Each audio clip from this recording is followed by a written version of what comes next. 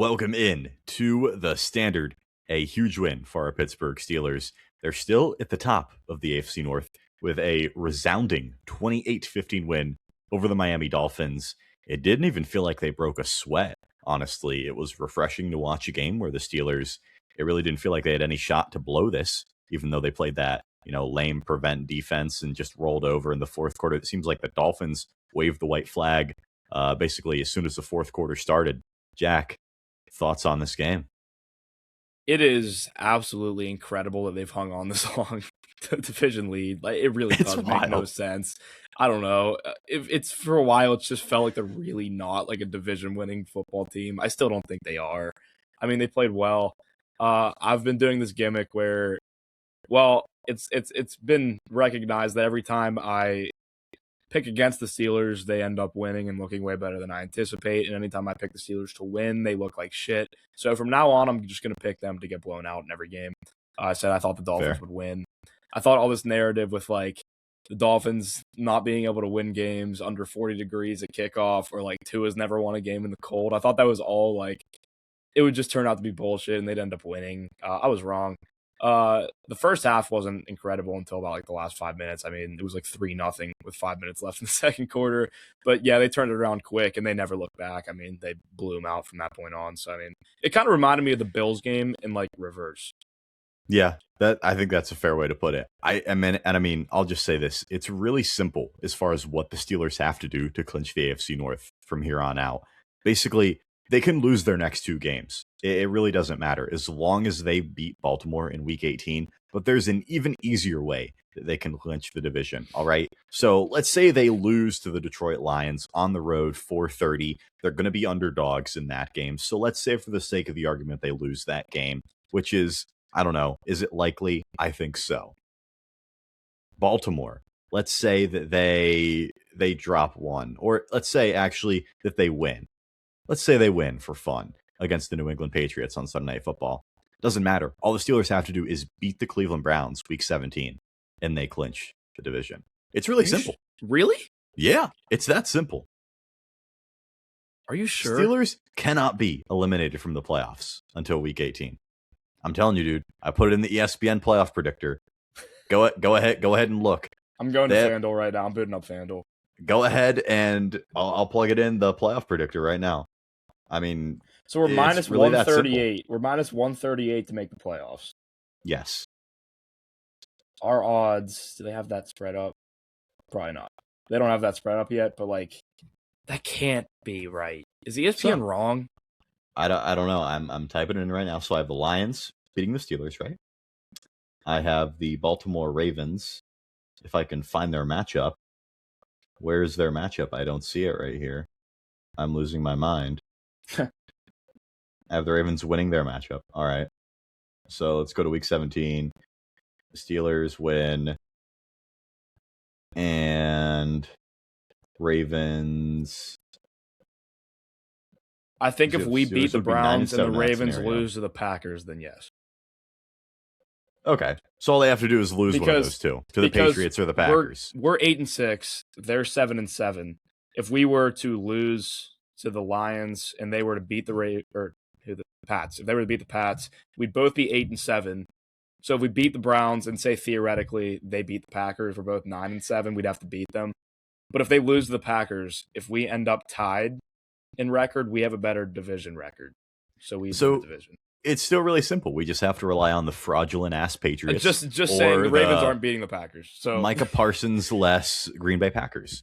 The Ravens, if I had to put my life on it, I would say they beat the Pats, lose to the Packers. So in that event, we would only have to beat the Browns, yes. And we'll just have to beat Shador. There's no way the Ravens beat the Pats and the Packers. That would be Perfect so timing. ass. That would be so unfortunate. That would be incredibly unfortunate if they beat both of those teams, especially the way that they've been playing the last. But I mean, like, it's not impossible because I think the Patriots got exposed. We'll get into that in a little bit. And the Packers lost Micah. They're a totally different team without Micah. Like, completely and totally different. And Vegas thinks so too. But we'll get into that. I was really just upset when I saw that Micah Parsons got hurt. Anyway. Terrible injuries all around. I mean, Nick Herbig left this one with a hamstring injury, which was huge. And I didn't notice that. I think I left at that point. Yeah, Jack got out of that game very early. Again, it was it was a relaxing game to watch in the sense that I was never worried that the Steelers would blow this game. I wasn't really worried about it. I didn't have to think about it. I was confident in the Steelers. I could look away from the TV and kind of sit back and relax. And Aaron Rodgers, man, I think Aaron Rodgers played phenomenal today. He didn't have to do really anything. Like, this is exactly what I was talking about, is the Dolphins, they rattled off 4 consecutive wins, yes, against Tankathon, pretty much. They're not good. That defense is terrible. I mean, just all around. The secondary is a bunch of guys. And when I say a bunch of guys, I mean guys derogatory. All right. Like Rasul Douglas, he's Hall of Decent first ballot, WVU legend. I think he's fine, but like that's their best player out in that corner room. It's not good. It's just not a good scene out there. And Aaron Rodgers was throwing a bunch of dump offs, to be honest with you. Is ADOT in the first half was 1.4 yards. 1.4 yards. It didn't matter. It didn't matter. Is short for average depth of target. Yes, for those that don't know. In turn, calculator. It means that Aaron Rodgers was not throwing the ball down the field. Yes. Yeah. For those wondering. But it didn't matter because Kenneth Gainwell, how many receptions did Kenneth Gainwell had? It felt like 1 million. 7. God, man, he's so good. Dude, he more than doubled anybody else on the team. So Aaron Rodgers played well. Kenneth Gainwell is the MVP of this football team. I agree. I find a very hard time disagreeing with that. You know who was on it first is the standard. Week 2, we said Kenneth Gainwell would lead this team in touchdowns. That still holds true. We're going into week 16. Kenneth Gainwell is the best player on this offense. It's bar none. He's their best receiver. He's the best running back on this football team. I mean, we've been saying that for weeks, but this was the Kenneth Gainwell game. He was the offense. He was the engine, the little engine that could, Kenneth Gainwell, big number 14. He carries the tradition of number 14 being the best player on the offense for 4 years and running. Shout out Kenneth Gainwell, man. Jack, I know, huge Kenneth Gainwell guy. I wish they were able to study my brain while I was living because you can attest to this. I was legitimately more excited about the Kenneth Gainwell signing in free agency than I was the DK Metcalf trade / signing. I ended up being right, but I don't know how in retrospect that was right. Kenneth Gainwell legitimately leads this team in catches by a long shot and touchdowns. It's crazy. Like, he's played his way into a decent amount of money next year, and I hope it's us that gives him that amount of money because I still think he'll be underpaid. I think he really is just a good player. And I was saying, like, the Eagles, like, legitimately messed up letting him go. Like, he is probably better than Saquon. Like, I don't know. I don't know. I don't know, dude. It's I'm not close. There. I don't know. I don't. Not that I put too much weight into PFF's grading system, but like sometimes when I'll have a take, I'll boot up PFF's grading system just to see where they stand on it as well. Out of 53 qualified running backs, they have Saquon ranked 50th this year. Like, I saw really you posted that on your don't story. think he's been good. And they had Gainwell in the backfield last year. I don't know. I thought Gainwell was better than Swift when. So I need to censor that. I thought Gainwell was better than him when those two were the ones in the backfield 2 years ago. But the real Maserati was the backup in the Philadelphia offense last year. Hidden gem, man. Interesting take. Diamond in the rough. But, I mean, you can't say enough about the way Gainwell played. Over 6 yards a carry today. He had 80 yards on the ground. He had 46 yards through the air. Averaged damn near 7 yards a catch. He was phenomenal. Again, he more than doubled anybody else's receptions on this team. He was the engine. And Jaylen Warren, 12 carries, 33 yards. Not his best day. I'll say that. Only 2.8 yards a carry. Had a couple chances to sneak in a touchdown and do what Jaylen Warren does best and poach another Kenneth Gainwell touchdown. And when I say that, I think that's where people get upset with me. They're like, Joey, you hate Jaylen Warren. I don't think I hate Jaylen Warren. I think Jack is much tougher on Jaylen Warren than me. But I will say, Jaylen Warren didn't play good. Kenneth Gainwell has been outplaying him for quite some time. And I think that it was an even split again. I think you're going to continue to see that. I don't think that's going to change. But should it trend more in the direction of Kenneth Gainwell? I think absolutely. And the evidence supports that.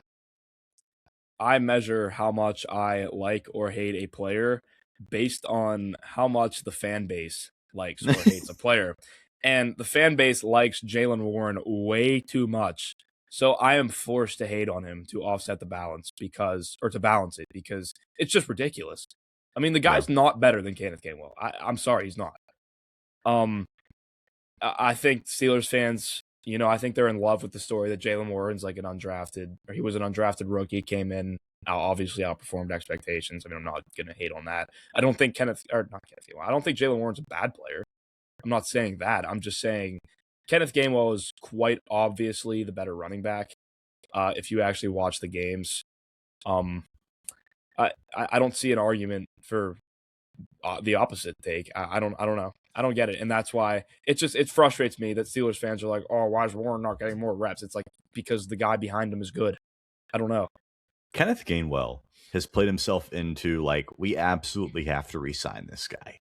He's played that good into that territory because I'm of the opinion that the Steelers running back room in general is a mess right now, and Kenneth Gainwell's been playing phenomenal. But I mean, like they got to take one next year in the draft. I'd assume at a pretty decent pick. They have a lot of third round picks. I think you got to invest another third round pick into a running back. And I know that was a disaster last year. Surely that will work. With Caleb Johnson. I mean, we saw that same song and dance not a year ago. But I mean, it's to that point where we don't have necessarily a true one. I love Kenneth Gainwell. I don't think he's a true running back one.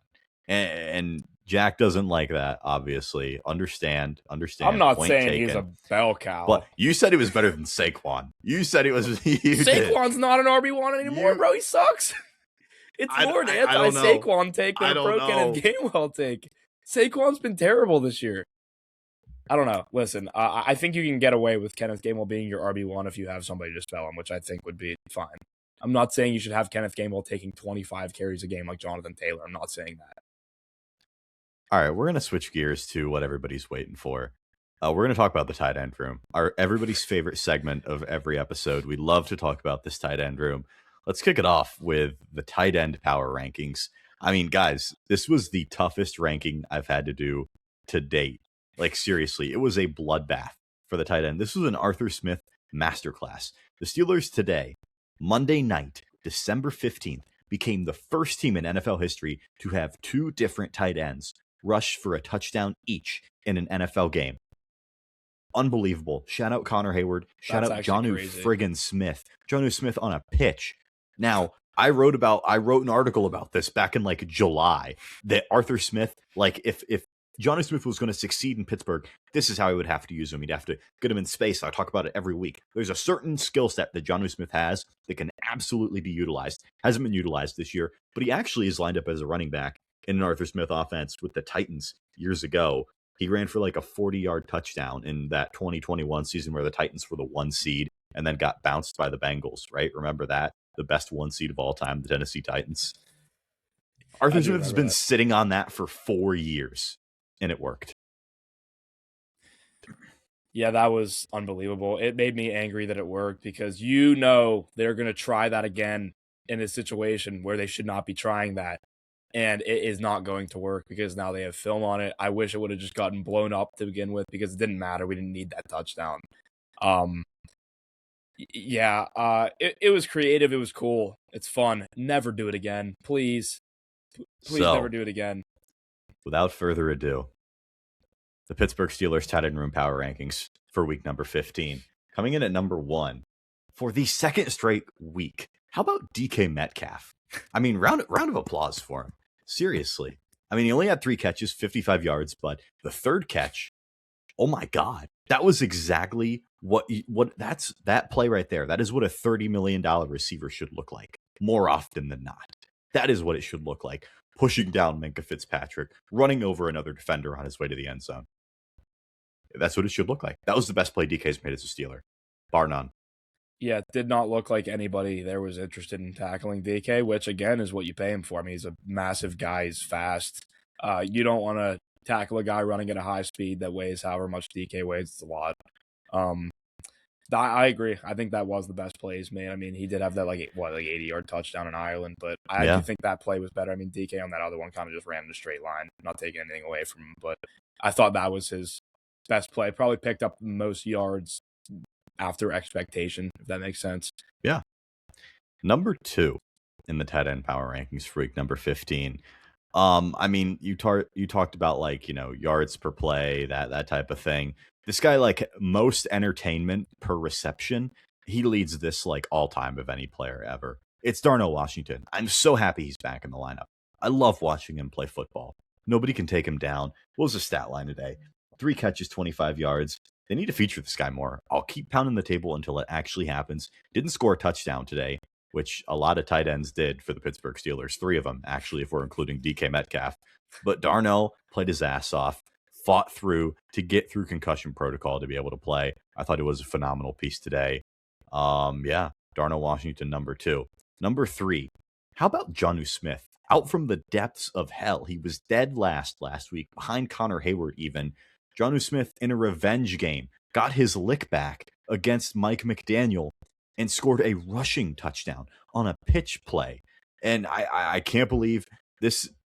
Arthur Smith is going to pull that play out at the worst time possible now. I hope everybody's ready for it. It's going to piss everybody off.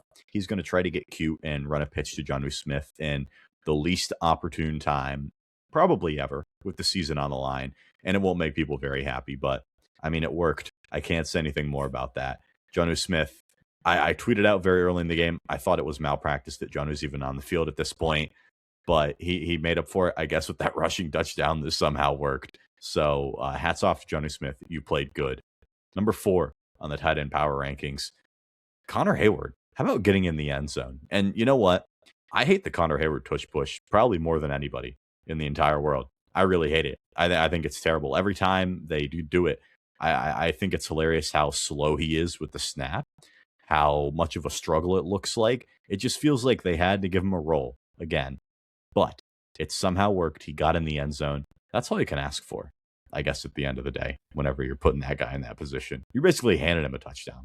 But he did his job. Do your job. That's all we want, right? They ran that shit like 4 times today. Dude, it was so come dumb. on, bro. So dumb. Enough with this gimmick. Stop it, please. You can't convince me that Darnell Washington's not a better option to take that. Seriously, I don't understand it. There has to be a reason. There has to be. But, dude, nepotism, that's the reason. Nepotism is a hell of a drug. Let me tell you what. Number 5 on the tight end power rankings, dead last, Pat Freiermuth, who actually had one of his better games as of late. 3 catches for 45 yards. That's the best game he's had in a month, Jack. I mean, this guy, he doesn't get on the field, seriously. And a lot of it isn't his fault because he doesn't get on the field. They have too many freaking tight ends. That's obviously the running joke here. But, I mean, you're paying this guy $12 million this year. Get him on the fucking field. My question with this is it not his fault that he doesn't get on the field? Or is I don't know. Not as good as the other guys. I don't know, because I feel like depending on whether or not you like Pat Freiermuth, people are going to be in the comments saying, Joey, it's not his fault. He should be higher. But a lot of them are going to be like, yeah, that's probably about fair. I don't know whose fault it is that Pat Freiermuth is not getting on the field. I'd play Darnell Washington over all of them. I would play Pat Freiermuth over Jonnu and Connor Hayward, though, pretty easily. I think Muth should be getting a lot of snaps that maybe Jonnu is getting. He's probably our second best tight end. Probably. Yeah, I get that neither of them are great blockers, but I mean, some of those blocking reps that I see on Twitter of Jonnu Smith, woof. I mean, it's just. I really just think it's quite hilarious how long the Steelers have taken to realize that Darnell Washington's the best tight end on the team. Yeah. Like, come on. I think he's probably the best receiving tight end on the team, and I mean he's far and away the best blocker. Like, it's not even close. Yeah, I don't know. It feels like he should play every snap. It feels like he should, at least a lot of them. A lot of them. How about Marquez Valdez-Scantling? I mean, we have to give him a shout out. He got a touchdown. Yeah. Reunited. Aaron Rodgers threw a touchdown to Marquez Valdez-Scantling on the Steelers in the year 2025. That will win somebody some trivia money someday. I mean, his one lone target, 19 yards and a touchdown. Good for Marquez Valdez-Scantling, I guess. I mean, got on the field. Roman Wilson, another healthy scratch for him. What was Adam Thielen's stat line today? 1 catch, 7 yards. Yes. Calvin Austin, 0 for 0. Right, dude. Right on. I'd say Calvin Austin's probably a better receiver than Roman Wilson. Calvin Austin is a pseudo kick and punt returner. He is a special teamer. He can make some plays on offense. I think I have a new theory on Roman Wilson. He made a nice one last week. I think Roman Wilson has to just be like a shitty person or something like that. Like, I don't know. I find it hard to believe that you're like a 3rd round rookie and you're coming in acting like a fucking asshole. I can't. There's no way. What would be the reason? Because like people can say, he's ass. That he just sucks, man. But like, why are we not giving him a shot? This is my whole thing. Dude, when you're Mike Tomlin and you have basically. Marquez Valdez-Scantling and Adam Thielen, you're absolutely salivating. Like, are you kidding me? This is the most Mike Tomlin thing ever. And we could say the same for Especially Caleb Aaron Johnson. Rodgers is absolutely behind the MVS thing. Has to be. Yeah. Oh, dude, he is. Aaron Rodgers has more say than just about any Steelers quarterback, maybe ever. Like, I don't think Ben had this say in what receivers and what players they brought in or anything. He had that luxury with maybe his offensive coordinator. And, like, he got Randy Fitchner, who was not good. Ben called a lot of the plays when he was on the offense, though. What quarterback has had more say in what the Steelers do than Aaron Rodgers? He gets Marquez Valdez-Scantling. I'm sure he had a role to play in that. I don't know, man. I know Mike Tomlin is the CEO head coach, and he gets to choose, who's on his team at the end of the day. Aaron has more say than just about anybody. Is that crazy to say? I don't think that's crazy at all. I mean, there's really no reason why they freaking MVS. Other than that, man, like, I know he caught a touchdown today. Like, there's just no way he's that good. No way. And like same argument for Roman Wilson could be said about Caleb Johnson. This guy, is he just a shit person? Is he going in there and pissing off coaches? He's a 3rd round pick this year. I know Kenneth Gainwell's been playing his ass off, but Caleb Johnson, I'm almost ready to forgive Caleb Johnson for what he did against the Seahawks. I'm almost ready to do it. Listen, man, like, so why isn't everybody else bad? I know it was really bad, but like, it's a dumb mistake and he's a rookie. Like, you can't like throw him and never give him another like actual shot at playing for this team because of that. You can't, especially when he's a running back with really no receiving value and you're putting him a kick returner. I don't think he should have ever been back there. I don't know. I think the Steelers messed up by even throwing him back there to begin with, and I'm not forgiving the play in any sense. It was really bad. But, like, dude, come on. It's not why we drafted him. Not good. Yeah, we'll move on. Defensively for the Steelers, I mean, who played phenomenal in this one? A couple of guys, actually. Ramsey. Nick Herbig, so good. Jalen Ramsey, dog.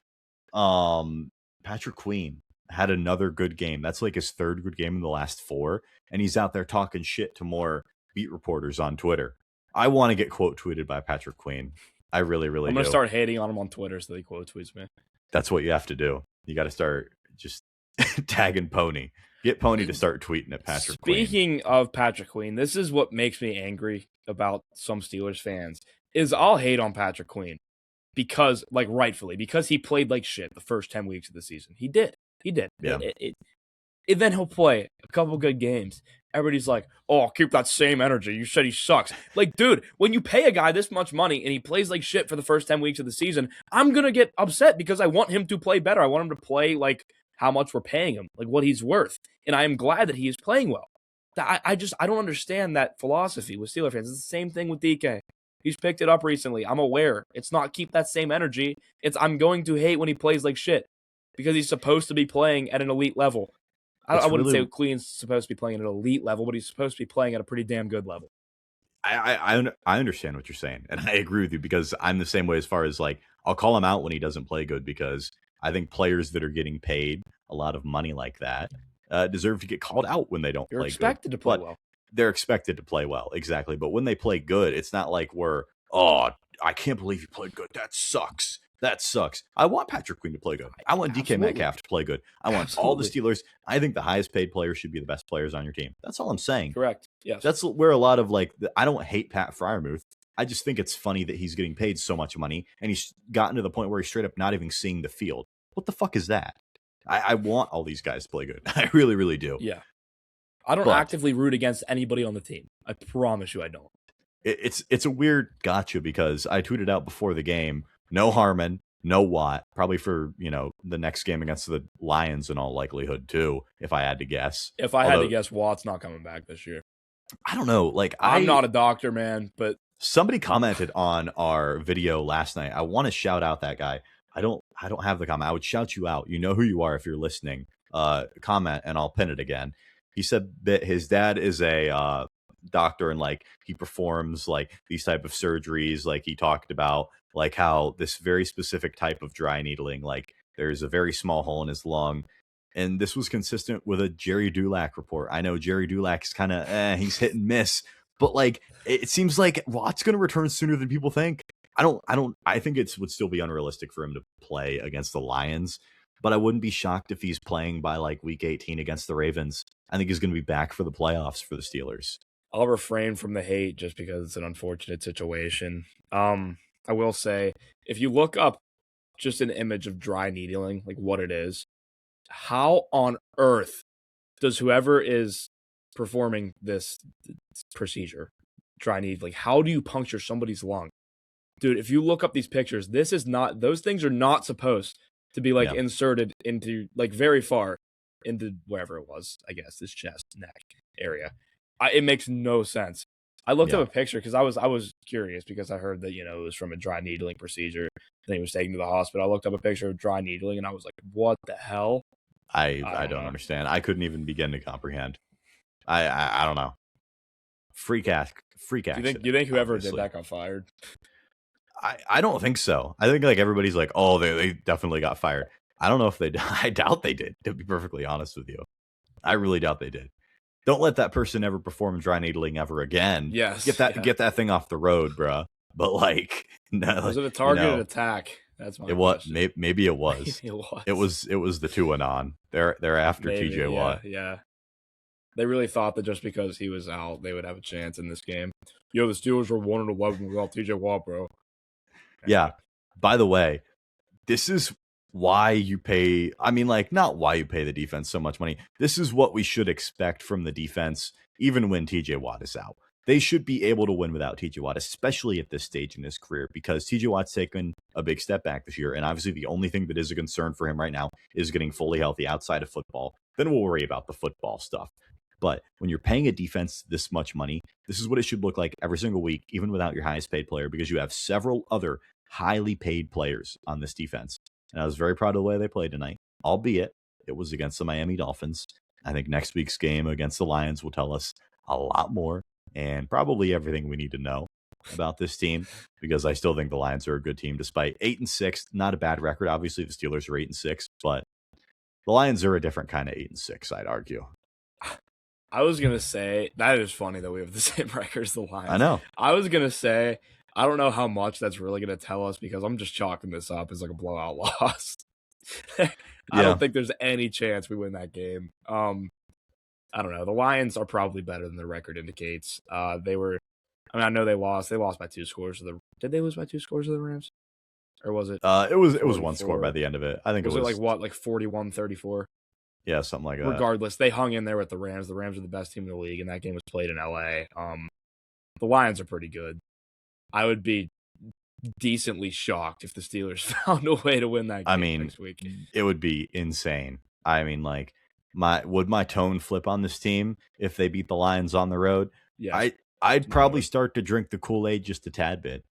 I mean, that combined with the fact with how bad the AFC is and that playoff picture wouldn't look that ridiculous. Yeah, I'd start to drink the Kool-Aid just a tad bit.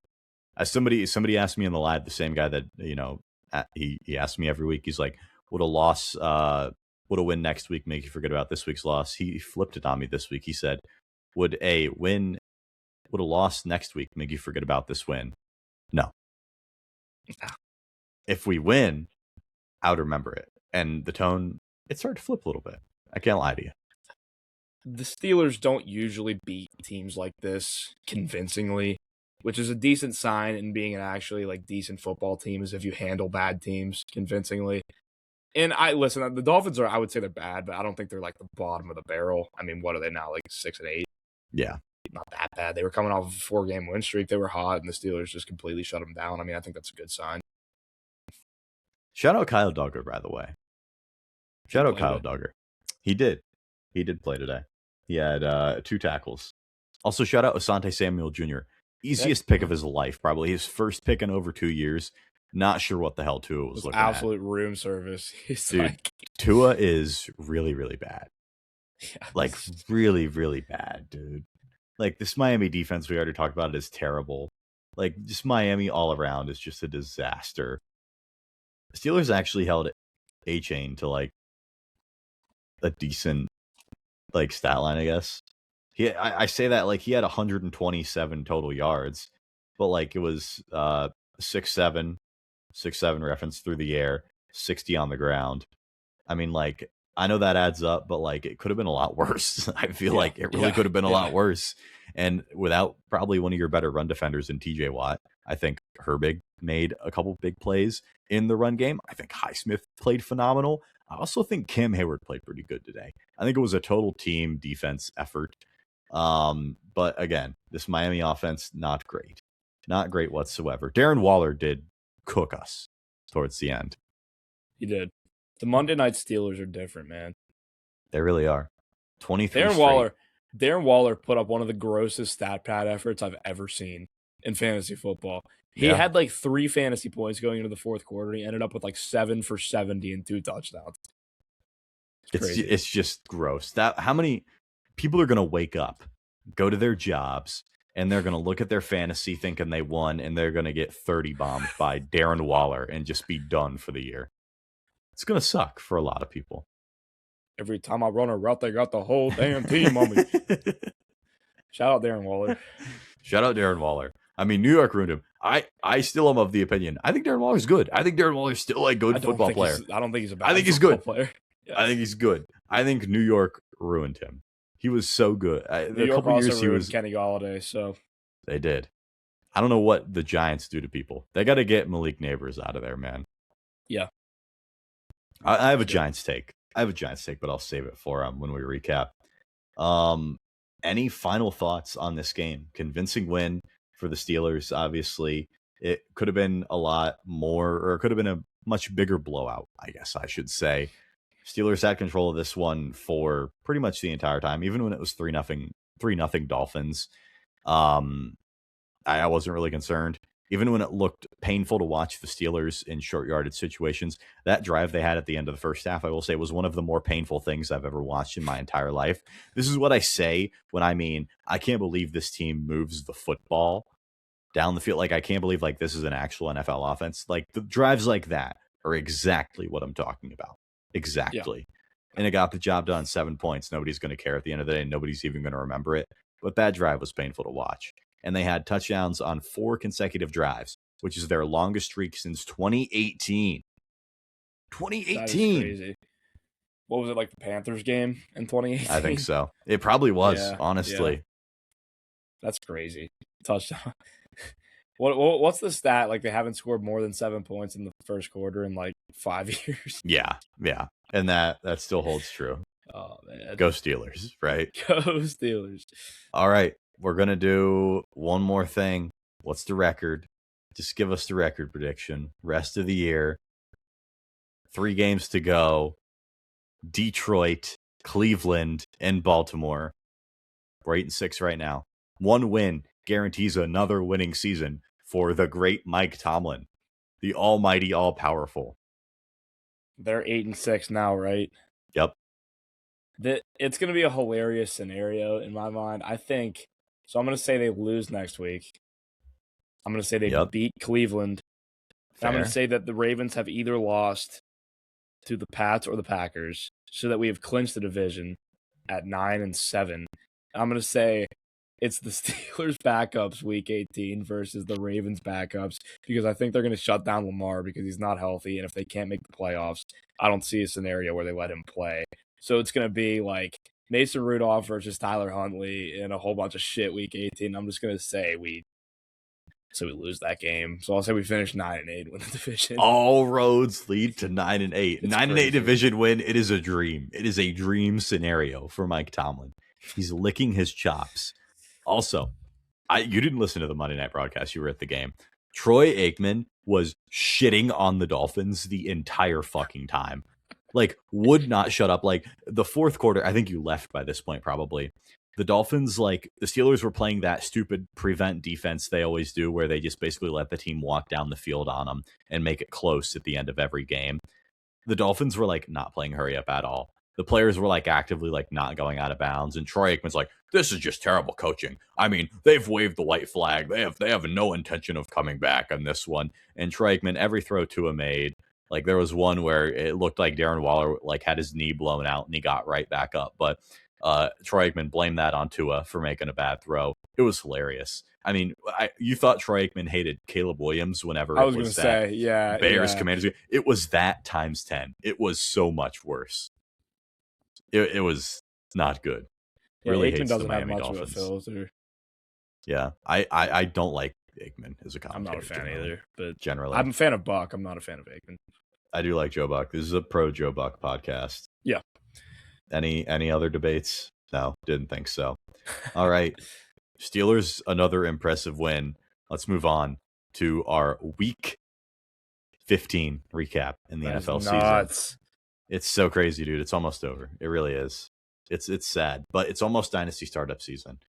If anybody listens and they're actually interested in like doing like the standard Dynasty league, I would do that with you guys. Please, yes. We'd make it a free league. It would just be with like listeners and stuff. It would be fun. If you're interested in doing that, it on the podcast. Dude, that'd be fun. Yeah, I would love to do that. The standard Dynasty league. It will happen. Thursday Night Football, Falcons 29, Buccaneers 28. The Kyle Pitts game, but more importantly, if you remember our preview, we talked a little bit about this game. And I said Sean Tucker for the bonus. Sean fucking Tucker. You're right. Sean fucking Tucker. Let's go. But Kyle Pitts is, I mean, that was one of the best receiving games we've seen all year. Like easily. For a while. Is that the best? It probably is. Might be. 11 catches, 166 and 3. That's the best. I think that is the best receiving game. It's got to be. Yeah. Kyle Pitts is just so funny to me. Like, it just seems like he just remembered that he's like bigger and faster than everybody that's going to try to guard him, and he can just get open. Like, it's crazy. I don't know. I mean, I don't think he's a bad player. I think he's good, and I don't understand like how he can't produce. It makes no sense to me. And Kirk Cousins, if he got to play the Buccaneers 17 times a year, he'd be undefeated MVP. I mean, greatest of all time. Kirk Cousins hates the fucking Buccaneers, has it out for him. The Buccaneers, by the way, they're shit.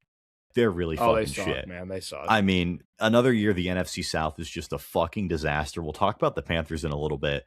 The Buccaneers and Panthers play each other twice over the next 3 weeks. I mean, do they have to win? Does one of them have to win the division? Because it really seems like none of them want to. No, it doesn't. It's I don't know, dude. Do you like the Buccaneers more or the Panthers? If you had to take a guess. The Bucs. I think they're a better team. I agree. I think here's the thing. The Bucs have so much more talent, but I think the Panthers are better coached. I think Canales is a much better coach than Bowles, if that makes sense. That's Tyler Shuck's music. If the Saints Shuck were somewhere within striking distance, I would pick them to win the division. But they're not. So I guess I'll say the Bucs. I'll say the Bucs. They've got momentum going into next year. All right. My Bears 31, Browns 3.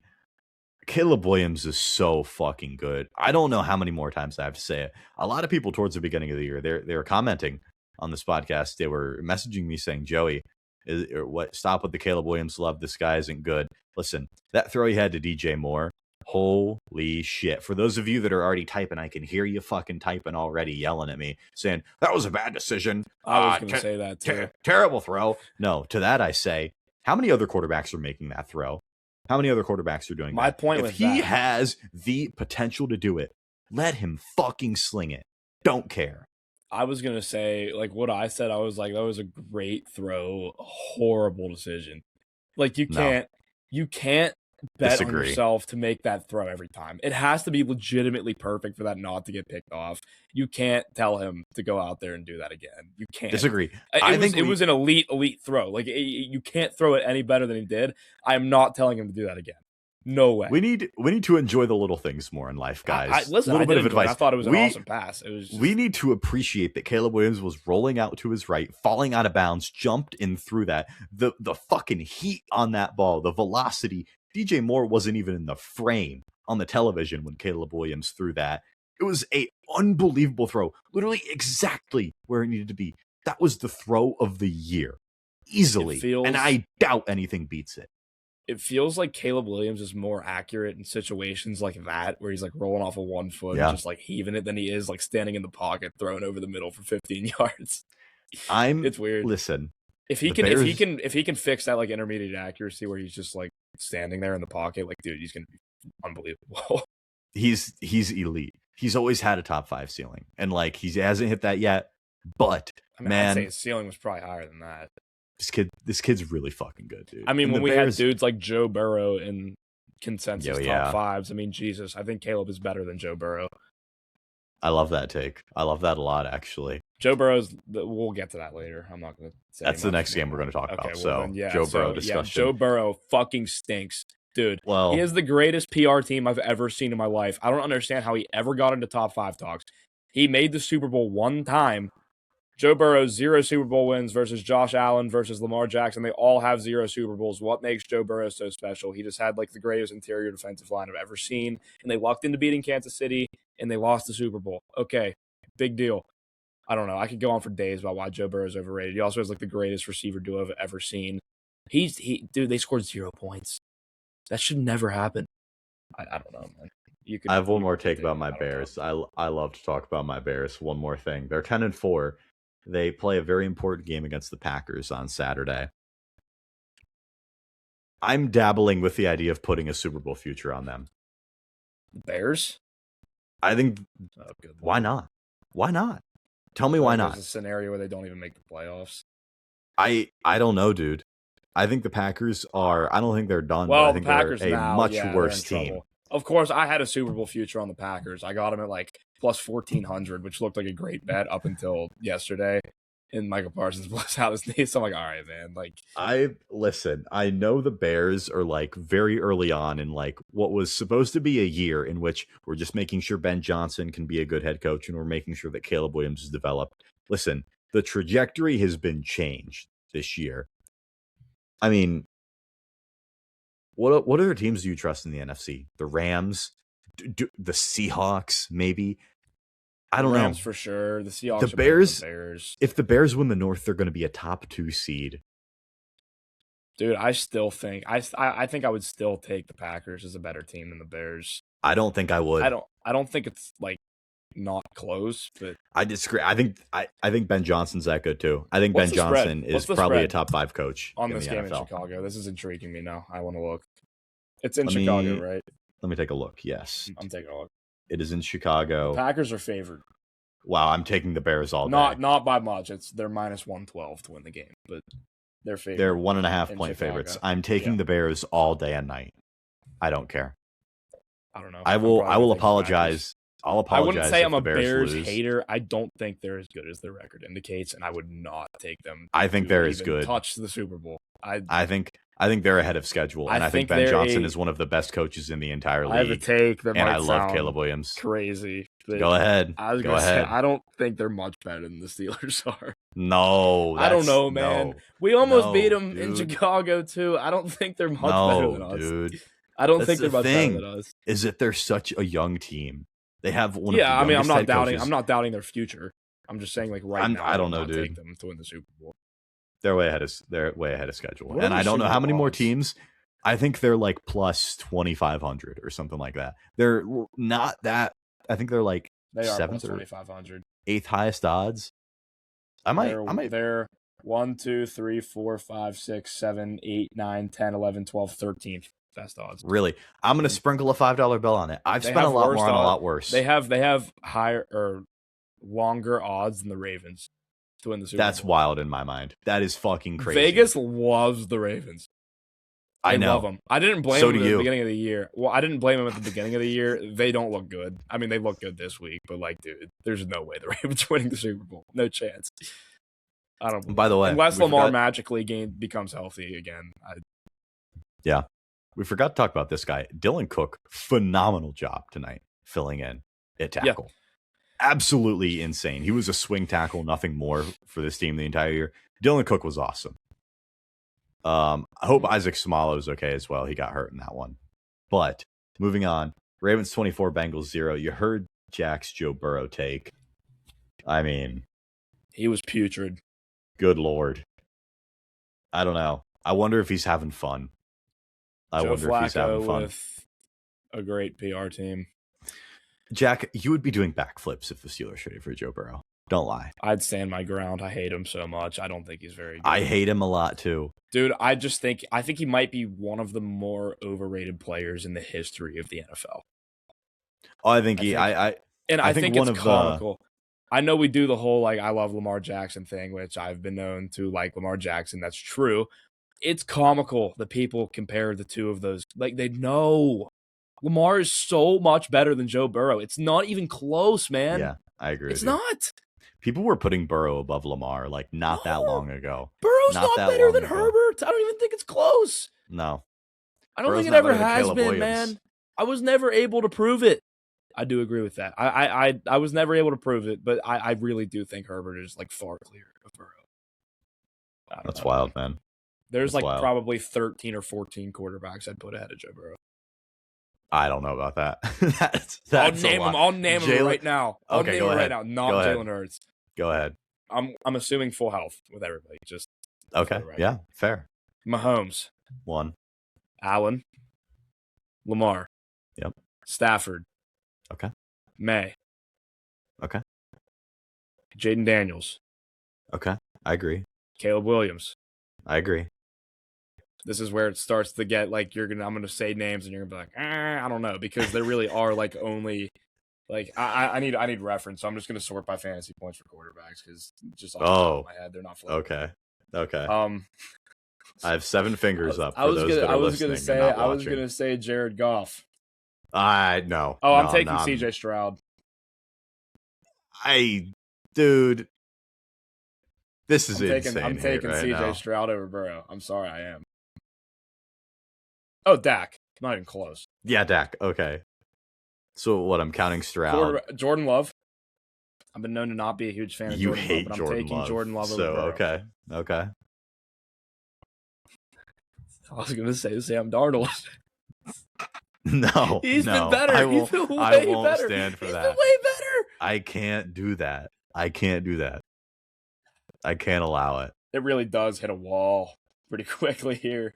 So maybe not 13 or 14. 13 might have been aggressive, but I'll say like 10. 11. A solid 10. 10 or 11 quarterbacks. Joe Burrow is not top 10 is a great narrative to have. I don't think Joe Burrow is a top 10 quarterback. I hate Jalen Hurts so much that I'm not going to say him. But he'd probably also be around the skill level of guys that I was mentioning. But Jalen Hurts did good for you in our Dynasty matchup. Yeah, man. I gave Jack Jalen Hurts. I gave Jack Belt in Jalen Hurts was my fucking matchup. first round pick in that league, man. Oh my god. I traded Jack. Dude, it was like middle of the 1 o'clock slate, and I was projected to kill you. Yeah. I don't know what happened. What happened was Amon-Ra St. Brown and George Kittle. Jack actually fleeced the hell out of me. My team in this league, I know nobody cares about fantasy teams. I'm just going to just 30 seconds. Just 30 seconds. My team was so bad. I'm going in all in this year, and then I'm tanking hard. I gave Jack Lamar Jackson for not Joe Burrow, for Justin Herbert and Kyler Murray, which was a fair deal at the time. Obviously, terrible deal. Jack fleeced the hell out of me, right? My trade, I still love Justin Herbert. My trade history in that league is pretty good. I got Herbert for Tyreek Hill straight up 2 years back. I'm sure I've never lost a trade to Xander. Shout out. Shout out Xander. He's going to be in the Standard Dynasty League. We need the Standard Dynasty League. He gave me Ricky Pearsall and a third for Chris Godwin. While Chris Godwin had a dislocated ankle. This was not when he was like really good. This was after he got hurt. This one breaks my heart. Chargers 16, Chiefs 13. Magoat torn ACL. Not good for the GOAT agenda. The Chiefs are eliminated from the playoffs for the first time since 2014. Jesus. It just sucks, dude. I know everybody hates the Chiefs and everybody's excited to see how the AFC plays out without them. I'm excited to see that too. But it's just not the way I'm looking at it. We'll never see a player like Patrick Mahomes in his 20s ever again, probably in our lifetime. And, maybe there will be someone that comes along and is awesome, no doubt. But Patrick Mahomes is the best quarterback I've ever seen play. I will stand on that opinion. And he's only going to be 30 when he comes back. He's still got plenty of career left. But this does feel like the end of a little bit of an era for the Chiefs. 7 straight AFC championship games, 3 Super Bowls, a dynasty. It's all over. it's all over. I'd put my money on Kelsey hanging him up after Yeah, this year. he's done, dude. I think he's done. He's been checked out. Yeah. Of course, in my biggest money league that I'm alive and well in the last 4, I have Kelsey and Rashee Rice, so not ideal. Not ideal. No. Not ideal. But Justin Herbert, dude. I have a Justin Herbert take. Who are we thinking for MVP right now? Who are we thinking? Probably Stafford. Stafford's up there. May, I think, is still up there. If I were to rank my top 5 in MVP voting, I would say Stafford, May, Dak, Love, maybe Herbert. Why not Justin Herbert? I think Justin Herbert's not getting talked about enough. I mean, Josh Allen is probably going to be... If Josh Allen comes back and win that division, that'll be an interesting conversation. But why not Justin Herbert? Guys, seriously, he is out there with Jack and I blocking for him at left and right tackle. Seriously. It's ridiculously bad. It's 10-4. It's not like the interior line's any good either. Yeah, it's terrible. They have a tough schedule to close out, too. They have the Cowboys, who are no pushover. I'll say that. Then they play the Texans and the Broncos. If they're able to win out, hypothetically, if they're able to go 13-4 with Justin Herbert playing with a broken fucking hand, nonetheless, I think Justin Herbert deserves significantly more credit than anybody will give him credit for. Now, admittedly, I'm very high on Justin Herbert, more so than probably everybody else. My favorite quarterbacks in the league, Rodgers, Herbert, Caleb Williams. Like, those are my 3 guys. Always been higher on them than most. But I really do think Justin Herbert's playing phenomenal football this year. And I think the Chargers will probably get first rounded again this year, and everybody will make the Herbert jokes, but it's still not his fault. Don't care. Hashtag not his fault. First round, probably the Pittsburgh Steelers. I don't think they'll finish as the 5 seed. It'll be like the Jags, it might be the Jags, it might be the Texans, it might be one of the Bills or Patriots. I could see those teams more than I could see the Chargers. I don't think the Chargers finish above them. I don't know. I hope it's going to be interesting. Chargers. That would be a better draw than those teams, in my opinion. But Bills 35, Patriots 31. Holy shit. Josh Allen. This is the Josh Allen. That's it. That's the recap. Josh Allen. I would say, yeah. I also got his head out of his ass. Josh Allen's obviously a top 3 quarterback in the NFL, assuming full health. What are you going to say here? I'm just saying, I think he gets forgiven the most for dropping stinkers than any other quarterback in the league. I think he has like a very fair amount of stinkers, and he should not have legitimate odds to win MVP this year, especially after he won it last year when Lamar was a massive victim of voter fatigue last year. I think Allen should be getting the same treatment, and he's dropped enough stinkers to the point where he should not be in contention with Stafford and May.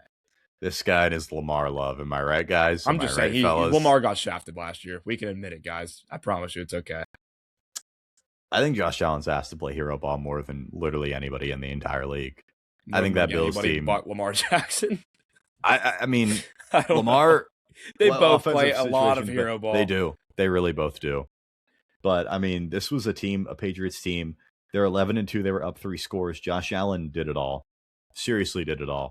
James Cook's really good. Obviously, yeah, I was going to say James Cook's better than Derrick Henry too. So, Derrick Henry. You let my Dude, he stinks, man. He stinks. Go figure, man. I drafted him in the first round in fantasy.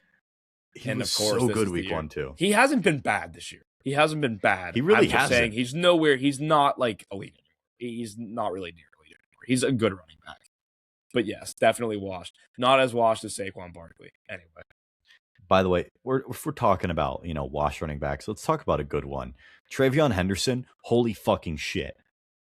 14 carries, 148 yards, and 2 touchdowns. 2 50-plus yard touchdowns. The most electric 65-yard run maybe ever. He's faster than everybody else on the field. He's not even getting close to a full workload. And interestingly enough, if you look at the offensive rookie of the year odds today, Travion Henderson is now the rookie of the year favorite. Dude. Now, I love Travion Henderson. This is more of a just what the hell is the offensive rookie of the year market doing? That's absolutely absurd. I'm sorry. I know the market's not good. I mean, I would vote for Igbuka. I would vote for Dart, and I would vote for Ted. I think it should be Ted, but Ted only has like 3 catches over the last 2 weeks, which makes 0 sense. Probably not his fault, but not his fault. But I think Ted. I don't know, man. Probably should be. I think Henderson's a weird case because majority of his production this year has come from hitting home runs. Running, like between the tackles, he has not been very good unless he's ripping off like 60, 50-yard touchdowns. I thought he'd be more involved as a receiver this year. Again, what the hell do I know? Patriots seemingly hate him. It's weird. But like, I don't think it's as ridiculous as most think that he's not taking like a bell cow role, because I think he operates better. I don't want to say as a change of pace guy, but as a guy that's not taking a complete bell cow workload. I think that allows him to hit more home runs. I don't know. I do think he's good, though. I don't want to get that. He's really good. I love Trayvon Henderson. I like him a lot more than Jack, admittedly. Jack's a Judkins guy. Don't get it twisted. I am. I mean, I think both of them are good. I think if Quinshall Judkins played for the Pats, I mean, I think he'd be awesome, too. Like, yeah, they're both very good. Both very good. I was of the opinion before the draft, I thought Trayvon Henderson was better than Omari and Hampton. I mean, Hampton broke his foot, so like unfair evaluation. I have a Hampton take too. Kamani Vidal. Oh boy. I have a Hampton take, man. I think he just sucks. I don't know. I said it, dude. I said it before the draft. I said it was a terrible pick when they made it. Some of those runs against the Eagles last week, I was like, what the hell am I looking at here? He had it was like a 3rd and 1. They pitched it to the left. He could have easily cut it upfield for like 3. He would have had to get hit. He tries to bounce it outside, ends up losing 2 yards, and they punt. I really just don't think he's good. I don't know. I didn't like the pick ever. And I legitimately think when they play, I think Kamani Vidal has looked better. That is not good if you're a first-round running back.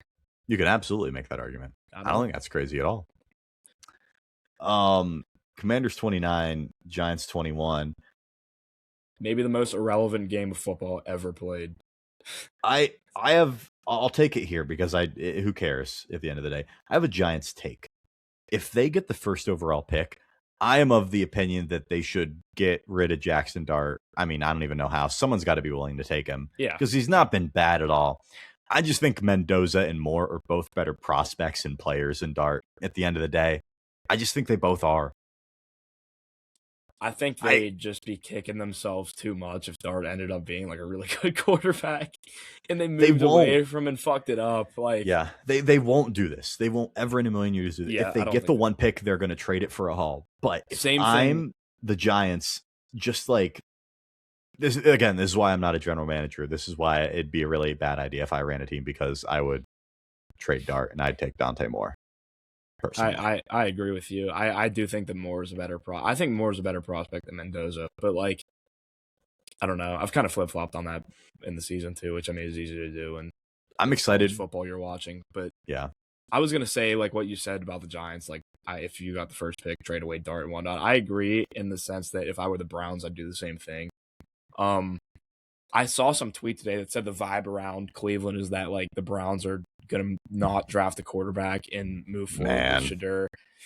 I don't know. That seems aggressive. I don't know about that. I don't think Shedeur was a bad pick, but at the same time, if you get 1 or 2, I don't think I can justify not taking Moore or Mendoza because you drafted Shedeur. I think that's a good idea. This is kind of what I say about if you're in quarterback purgatory or you don't have the guy, you should be taking a swing on one probably every year until you absolutely have the guy. That's my opinion on that. Yeah. The Steelers don't do anything close to that, but I think they should. Eagles 31, Raiders 0. Good game by Kenny Pickett. I mean, I don't even care about the Eagles. Don't give a fuck. Kenny Pickett is going to go down as the worst quarterback in NFL history to ever throw 750 more passes. And I couldn't be more happy. I love it so much. I love it.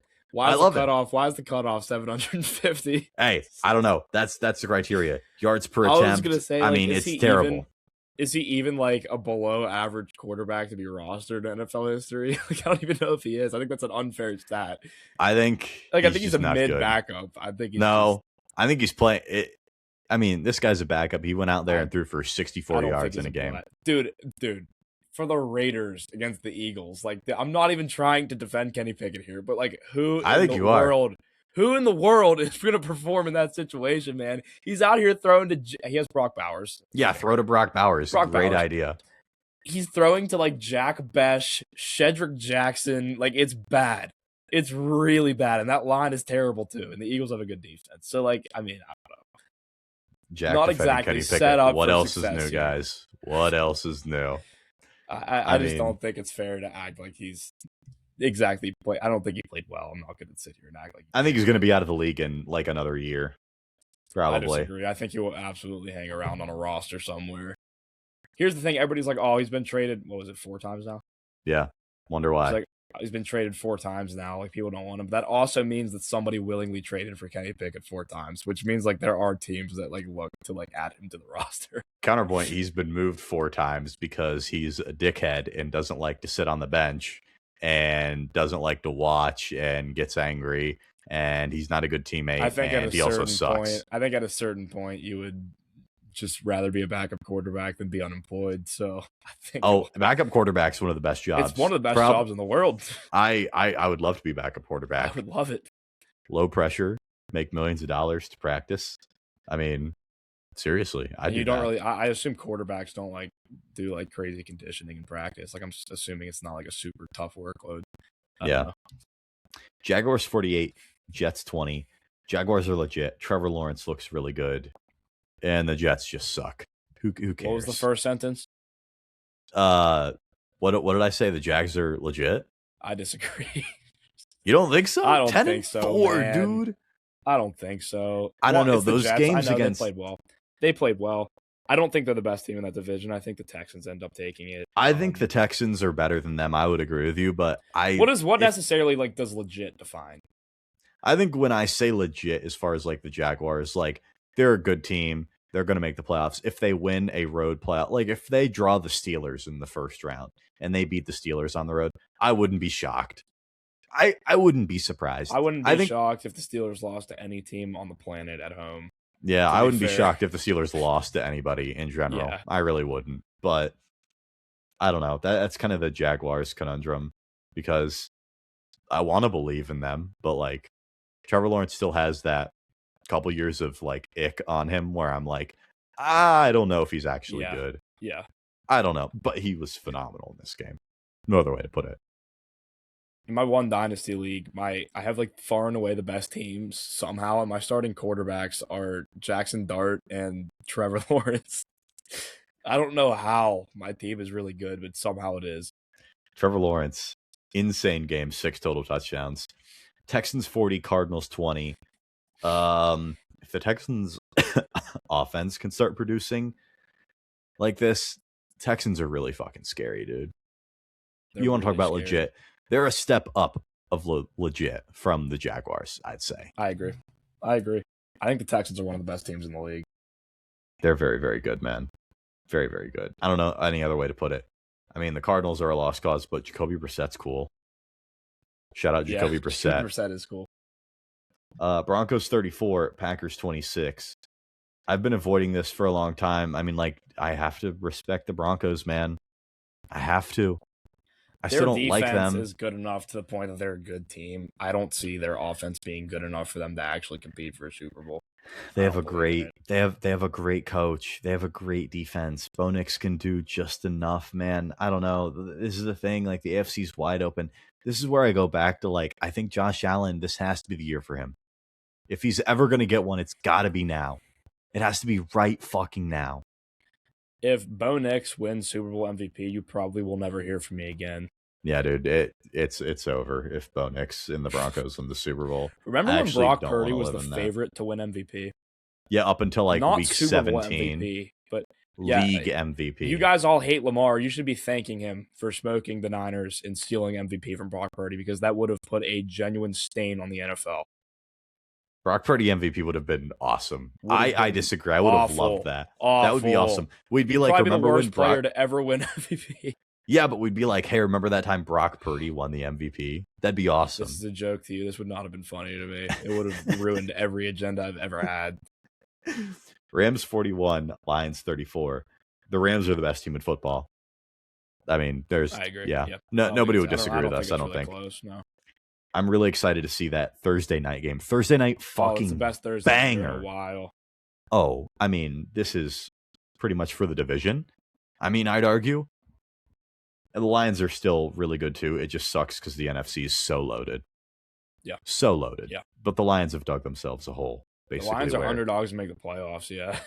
They need the Bears to lose out, which, like, I mean, the Bears have a couple of tough games. I mean, they play Detroit again. They play the 49ers and the Packers. So, like, them losing out, I guess, isn't completely out of the question. But I think they're going to win one of those games. I really do. I'll stand on that. But the Lions, it seems like they're on an uphill battle to make the playoffs. Yeah. Tyler Shuck is a franchise quarterback. Saints 20, Panthers 17. Whoa. Just joking. Yeah. Or am I? I do like Tyler Shuck. I don't think he's bad. He's definitely not a franchise quarterback in my eyes. But yeah, I think he's definitely exceeded my expectations. I mean, yeah, that's is he 27 yet? Yeah, I think he's 26 still. Holy fuck. It's wild. 26-year-old rookie. It's wild. I guess with quarterback, it matters a little bit less than other positions, but yeah, that's crazy. 49ers 37, Titans 24. Not much to take away from this one because the Titans are so dreadful. But again, the Niners are 10-4, and they're missing Fred Warner and Nick Bosa. They're missing their two best defensive players, and they're 10-4. And Ayuk didn't bother coming back. Yeah, dude, Ayuk's such a weird case because, like, I would love him if he was on the Steelers. But he, like, I don't know. I've been reading a little bit on him. Grant Cohn. I don't know if you know who he is. Yeah, I do. Like, literally, I love Grant Cohn. I want Grant Cohn's job. Like, the stuff he does, I think he's a phenomenal writer. Glazing him a little bit, sorry. But basically, like, he thinks, like, the circle, like, the inner circle of Brandon Ayuk is just not good.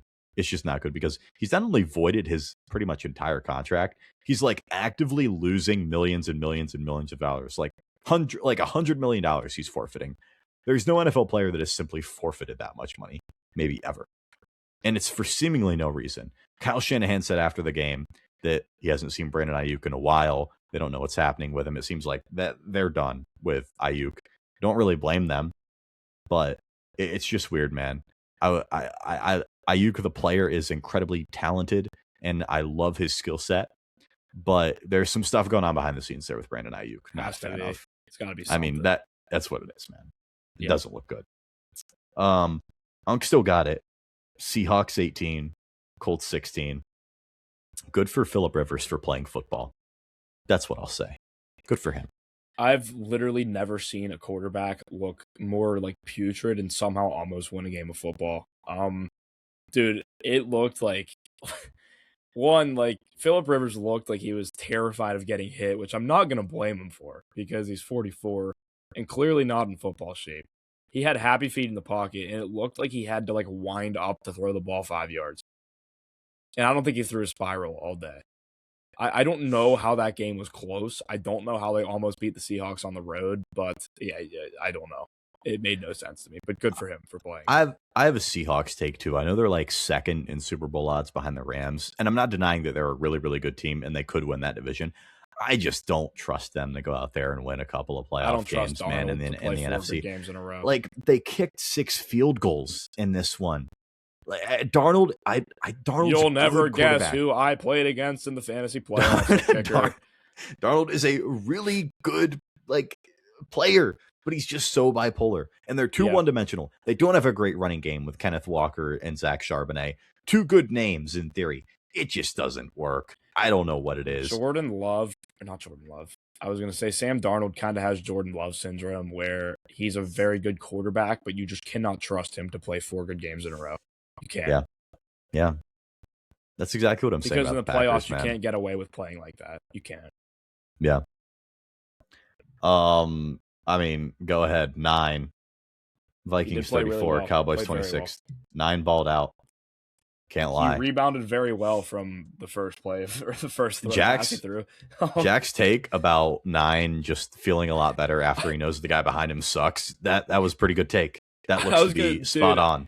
I think he's just become more comfortable because he knows there's zero chance he's going to get benched because Max Brosper might be the worst quarterback to ever be employed by an NFL team. Yeah. But yeah, 9's played 2 straight. I was going to say, I think this is J.J. McCarthy playing these last 2 games. I don't think this is 9. I think 9 was playing before that. 9 got hurt, and they started Brosmer, and now it's J.J. McCarthy again. And J.J. McCarthy's been good. Good for J.J. McCarthy. He strung together a couple of good games for him. Vikings are eliminated, obviously, but I don't know. They're always a fun watch, and I think they're interesting moving forward. But they're in a really, really tough division, dude. They're in like the toughest division in the NFL. The Justin Jefferson debacle makes absolutely no sense to me because he hasn't been able to produce with McCarthy at quarterback. I mean, he was okay with Wentz, and now McCarthy's actually playing well, and Jefferson still can't do anything. It makes no sense to me. I can't imagine he's a Viking next year. I can't. God, I hope he hits the meanest trade request, dude. Oh, man. Could you, that'd be awesome. Where, like, realistically would he go? I mean, I don't see – it depends on Mahomes' health. I wouldn't see Kansas City trading for him if Mahomes wasn't ready for week 1. A team that makes a lot of sense to me is the 49ers. Yeah. Because they don't have a 1. Juwan Jennings has a weird contract situation. Ricky Pearsall is good. He's just never healthy. They're done with Ayuk, like we just talked about. Yeah, it feels like they're in a position. Jennings would be a pretty damn good trio. They can throw a 1 and a little bit more. They're like in that position where like I still think a lot of even their older guys are still going to be good next year. Like McCaffrey's been not great through the ground, but like obviously he's more of a receiving threat. Kittle's still phenomenal in his old age.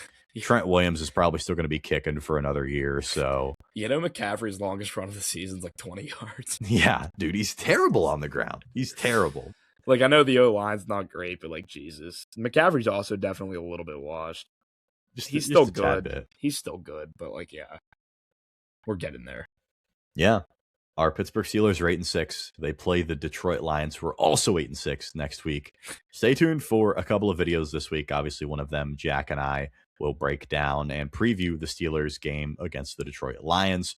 4:30, America's Game of the Week. Very excited to watch that in Detroit. Jack, any closing thoughts on this episode? Hopefully the game or the division does not come down to week 18 in Baltimore. I don't think it will, but I do think we will in the division. So that's all I got. I'm starting to get a tad bit of hope that the Steelers will win the division. I'm starting to drink the Kool-Aid. I'm very much looking forward to it. Excited to post some videos later this week. Let us know what you want us to talk about. If you have any video ideas, we want to hear from you. What do you guys want to hear about? What do you guys want us to discuss? Let us know in the comments. If you're interested in joining the Standard Dynasty League, leave your Instagram username down in the comments below, and we'll make a little group chat. We'll get that going, hopefully. So thank you guys for listening every single week. Again, support has been crazy. We're just growing and growing, and we really, really appreciate it. Very excited for what's coming in the future. I'm going to the Senior Bowl with Behind the Steel Curtain. Very excited to do that. Talk to some prospects. So a lot of draft content coming on this channel. So make sure you like and subscribe. And we'll see you right here. Same time, same place next week, right here on The Standard.